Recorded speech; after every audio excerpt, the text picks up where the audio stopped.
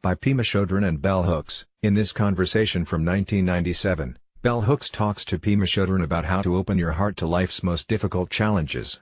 Initially, when I enter the classroom, I share with my students that we are there to think critically, to engage the world of ideas that we live in deeply, and with our whole heart. Pema Chödrön's work gives me this gift. Consistently she challenges me to think beyond some place where I have erected boundaries, where I've allowed myself to become stuck, attached, and of defenses. When I first read her work, the writing irked me. I was disturbed by what I began to call its strategic open-endedness. I wanted to be offered solutions, ways out. Instead, she kept extending an invitation to me and everyone to move into that enchanted space beyond right or wrong, to journey to the heart of compassion. When you have stepped out on faith, straight into the heart of the matter, loving kindness appears less like a utopian dream. It becomes concrete, a place to practice wherever you are. Beyond the challenges she makes towards the stuck places within us, Pema is most seductive and exciting when she urges us to revise our notions of safety, telling us, real safety is your willingness to not run away from yourself. She urges us to risk, to embrace rebellion, disruption, and chaos as a beloved site for transformation. Talking with her enabled me to bring issues that trouble my heart out in the open. My hope was that she could and would shed light on the matter. Those bits of light are here in our dialogue. May their radiance reach you. Bell Hooks, Pema, one of the ideas in your work that really challenges me is abandoning the hope of fruition. That's really hard for me, Pema Chödrön. The way I understand it is that we rob ourselves of being in the present by always thinking that the payoff will happen in the future. The only place ever to work is right now. We work with the present situation rather than a hypothetical possibility of what could be. I like any teaching that encourages us to be with ourselves and our situation as it is without looking for alternatives. The source of all wakefulness, the source of all kindness and compassion, the source of all wisdom, is in each second of time. Anything that has us looking ahead is missing the point. Bell Hooks, much of the work I do revolves around racism and ism, and on one hand, I want to start right where I am in the now. But on the other hand, I also have to have this vision of a future where these things are not in our lives. Do you think that's too utopian? Pema Chödrön, personally, I work with aspiration. The classic aspiration is sentient beings are numberless. I vow to save them. That means that I aspire to end suffering for all creatures, but at the same time I stay with the immediacy of the situation I'm in. I give up both the hope that something is going to change and the fear that it isn't. We may long to end suffering, but somehow it paralyzes us if we're too goal-oriented. Do you see the balance there? It's like the teaching that Don Juan gave to Carlos Castaneda, where he says that you do everything with your whole heart, as if nothing else matters. You do it impeccably and with your whole heart, but all the while knowing that it actually doesn't matter at all. Bell Hooks, yet it seems very hard for people to fight this racism and ism without hope for an end to it. There is so much despair and apathy because of the feeling that we've struggled and not enough has changed. Pema Chödrön, the main issue is aggression. Often if there's too much hope you begin to have a strong sense of enemy. Then the whole process of trying to alleviate suffering actually adds more suffering because of your aggression toward the oppressor. Don't you see a lot of people who have such good intentions but they get very angry, depressed, resentful? Bell Hooks, yes, you're talking to one.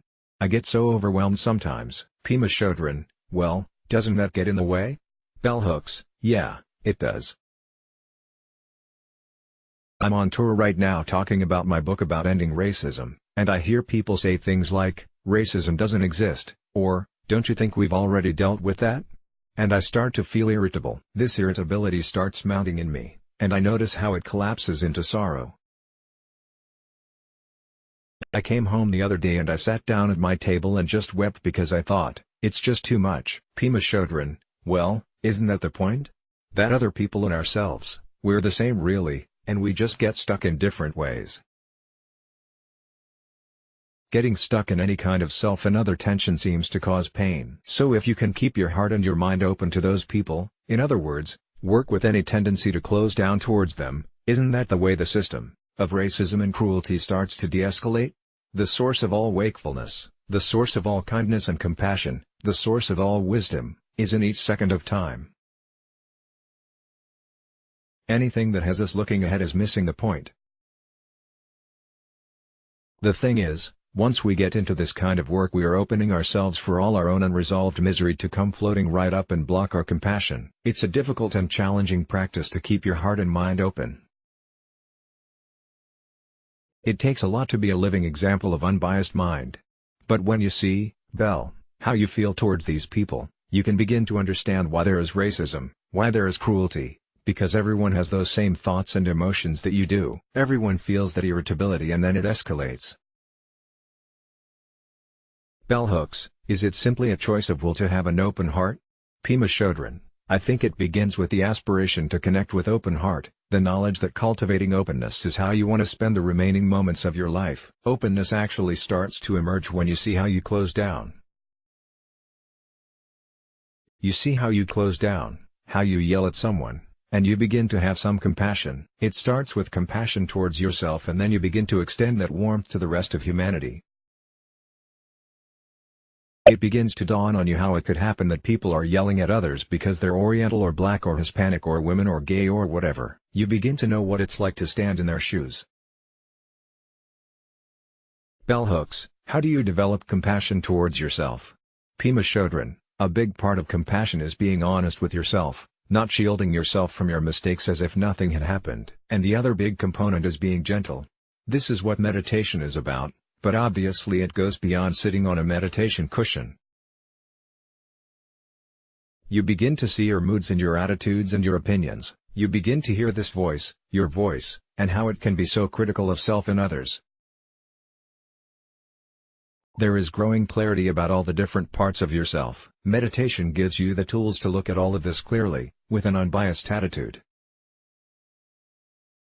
A lot of having compassion toward oneself is staying with the initial thought or rising of emotion. This means that when you see yourself being aggressive, or stuck in self-pity, or whatever it might be, then you train again and again in not adding things on top of that, guilt or self-justification or any further negativities. You work on not spinning off and on being kinder toward the human condition as you see it in yourself. Bell hooks, the idea in your work I find so moving is the unconditional embrace of one's being, which allows you to embrace others at the same time. But if I unconditionally accept myself, then what's the motivation to practice further? Pema Chödrön, that willingness to stick with yourself is just another way of saying that you stay awake. It seems what blocks seeing things truly is our tendency to self-denigrate, to disassociate continually, to edit continually. When you don't close down and shut off, then insight begins to come. This insight is the wisdom that completely cuts through the conventional way of seeing. So when you see clearly, the motivation to practice becomes stronger and stronger because you begin to have insights that are totally refreshing and powerful. The motivation to practice becomes stronger because you are discovering your true nature and it's painful to block that in any way. It's painful to see yourself being totally neurotic, selfish, all these things, and you can't stand to do that to yourself. You don't want to cover over your openness anymore. Plus you can't bear to see the suffering it causes other people when they do the same thing.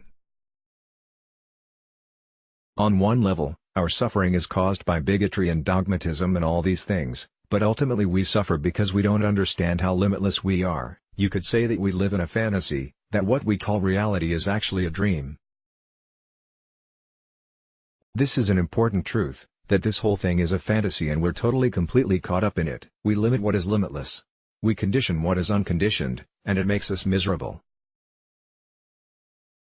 When you begin to understand that, you can't bear for other people to keep hurting themselves that way, and you can't bear to keep hurting yourself that way, then you are really motivated to practice.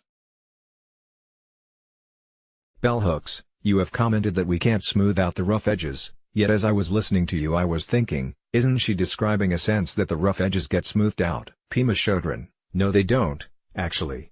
What you realize is that there's enough space to accommodate all of it. There's enough space in your own being, enough space in the whole of creation, to accommodate all of it. All of it. It's because we pick and choose, because we have biases and prejudices, because we prefer smooth to rough and then react for and against, that we suffer. A big part of compassion is being honest with yourself, not shielding yourself from your mistakes as if nothing had happened. Bell hooks, can you talk about the difference between blame and accountability? Because I feel, like you, that blame isn't very useful, but you have said, for instance in reference to men teachers who abuse their powers, that you feel the issue of accountability is real. How does one maneuver between giving up blame and being able to embrace the idea of accountability? Pema Chödrön, this is the message of the first noble truth: you are willing to see suffering as suffering. Obviously, the less that you are caught in your own hope and fear, the more you can just see suffering very straightforwardly and without aggression. So accountability seems to mean you can be honest, incredibly honest. You see that harm is being done. You see someone harming a child, an animal, another human being. You see that clearly, and your strongest wish is to de-escalate that suffering. Then the question is, how do you proceed so that the person you see as the problem becomes accountable, becomes willing to acknowledge what they're doing? You realize how hard it is for you to acknowledge what you are doing in your own life. You see what it takes to become accountable yourself, and you begin to try to find the skillful means to communicate so that the barriers come down rather than get reinforced. It has everything to do with communication. How can you communicate so that someone can hear what you're saying and you can also hear what they are saying? Bell hooks, one of the issues that I've had with the students in my American literature classes is my sense that we're all accountable, that while I as teacher am a certain kind of center from which things radiate, everyone is accountable. They were very distressed last week because I said to them, you know, these papers are really boring. And they came back this week and they said, you were really mean, you were just so raw, and I said, excuse me, was I the only one thinking these papers were boring? Am I the only person who's accountable here? Although I did not have the pleasure and pain of meeting Trungpa Rinpoche, I've always been moved by his teaching. I have always felt myself to be embodying in my own teaching and habits of being a certain wildness of spirit that's experimental, that's willing to push the boundaries. That's why my book on teaching is called Teaching to Transgress. Pema Chödrön, accountability, as you're talking about it, is my understanding of the spiritual path. With Trungpa Rinpoche, my feeling was that all he was doing was getting people to take responsibility for themselves, getting them to grow up. He was a master of not confirming.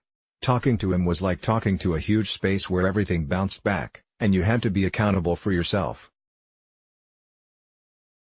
Personally, I feel that the role of the teacher is to wean the students from dependency, and from taking the parent/child view of life altogether. That's what I think of as non-theism. Theism doesn't just have to do with God, it has to do with always feeling that you're incomplete and need something or someone outside to look to. It's like never growing up. To me, theism is feeling that you can't find out for yourself what's true. You take the Buddhist teachings, or any teachings, and you just try to fit yourself into them, but you're not really finding out. You're not grappling with it. You're not really digging into it and letting it transform your being. You are just trying to live up to some ideal. You are still looking for the security of having someone else to praise or blame. So accountability is pretty groundless. There is no hand to hold. It's like the Lojong slogan that says, of the two judges, trust the principal one. No matter what other people say, when it really comes down to it, you're the only one who can answer your own questions. Bell hooks, you have taken radically different paths at different moments of your life. I'm interested in how we can use mindfulness as a way of illuminating vocation, of knowing when we need to let one path go and move towards another. Do you still grapple with those questions? Pema Chödrön, oh, all the time. I mean, isn't that the way? The more you really get into it, the more you grapple.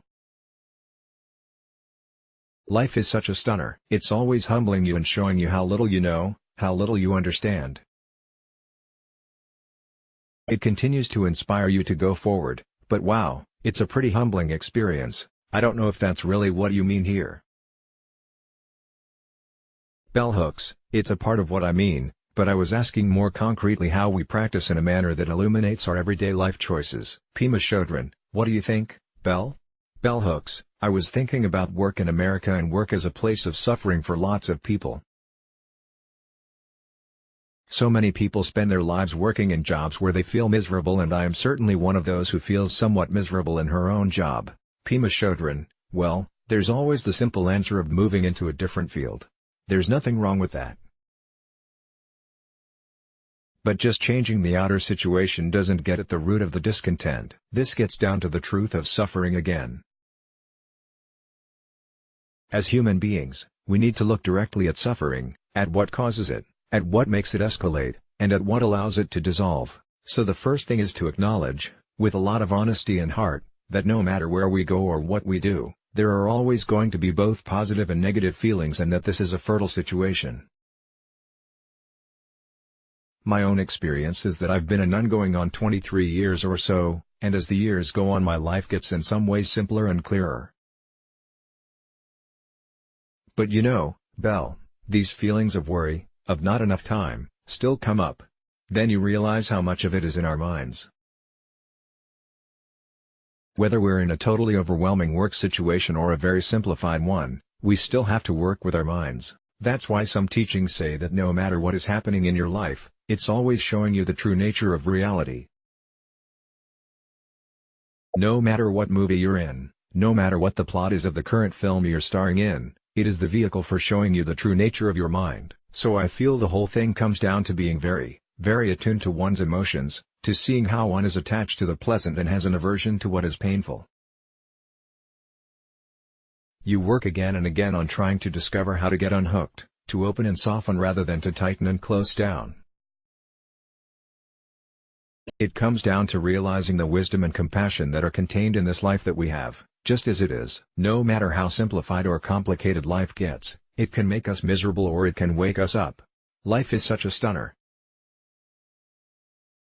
It's always humbling you and showing you how little you know, how little you understand. Bell Hooks, one of the things I've been thinking about a great deal is poverty. I feel very strongly that in our society people have been made to feel that you can't lead a meaningful life if you are poor. So much of the agitation in the lives of the poor in this society has to do with this disdain. Pema Chödrön, the question is how to help people, no matter how desperate their lives are, to realize that they are worthy to live on this earth, that they do not have to feel inferior or be ashamed of themselves. And the question is how to help people to get smarter about what causes suffering to increase and what causes it to decrease. There is a famous saying that from great suffering comes great compassion. Well, from great suffering can come great compassion, or from great suffering can come great hatred. Maybe someone like you could really work on that message right there. From great suffering can come great openness of heart, a great sense of kinship with others, or from great suffering can come hatred, resentment and despair. Bell Hooks, but it isn't an automatic thing. It isn't because you suffer that you will have compassion. In the past people have felt that this is some kind of reward for your suffering, that you will have compassion. Pema Chödrön, people need a lot of support for suffering to turn into compassion. What usually happens to people when they don't have teachers and guides and the support of people who care is that great suffering leads to more suffering. You have mothers who don't have the money to care for their kids, and on top of that they get completely lost in drugs, not to mention that their kids are getting into deep trouble. So the nightmare escalates and escalates. The fundamental question is not whether there is or isn't suffering. It is how we work with suffering so that it leads to awakening the heart and going beyond the habitual views and actions that perpetuate suffering. How do we actually use suffering so that it transforms our being and that of those that we come in contact with? How can we stop running from pain and reacting against it in ways that destroy us as well as others? This is a message that people can hear, but they have to hear it a lot, and with great heart, and from people who really care, not from somebody who is just passing through to make a few dollars. That's why I love the Lojong teachings, because the Lojong slogans are accessible. Basically, they teach how we can take difficult circumstances and transform them into the path of compassion. That's the kind of teaching we need these days, that difficult circumstances can be the path to liberation. That's news you can use. Bell hooks. Well, that brings me to my final issue. I have written it in big block letters: don't even think for a moment that you're not going to die. Pema Chödrön, right? Don't even think for a moment that you're not going to die. Jong Sarkyanst Rinpoche said that to a friend of mine who had cancer and was close to death and was having trouble accepting it. And instead of it coming across to her as cruel, it came across as immense kindness, that someone was telling her the truth. Bell hooks. It does seem that so much of our longing to escape has to do with the sense that the closer I am to suffering, the closer I am to death. Pema Chödrön. For me, the spiritual path has always been learning how to die. That involves not just death at the end of this particular life, but all the falling apart that happens continually. The fear of death, which is also the fear of groundlessness, of insecurity, of not having it all together, seems to be the most fundamental thing that we have to work with. Because these endings happen all the time. Things are always ending and arising and ending. But we are strangely conditioned to feel that we're supposed to experience just the birth part and not the death part. We have so much fear of not being in control, of not being able to hold on to things. Yet the true nature of things is that you're never in control. You're never in control. You can never hold on to anything. That's the nature of how things are. But it's almost like it's in the genes of being born human that you can't accept that. You can buy it intellectually, but moment to moment it brings up a lot of panic and fear. So my own path has been training to relax with groundlessness and the panic that accompanies it, training to allow all that to be there, training to die continually. That seems to be the essence of the Lojong teachings, to stay in this space of uncertainty without trying to reconstruct a reference point. We can stop looking for some idealized moment when everything is simple and secure. This second of experience, which could be painful or pleasurable, is our working basis. What makes all the difference is how we relate to it. Let's block ads. Why?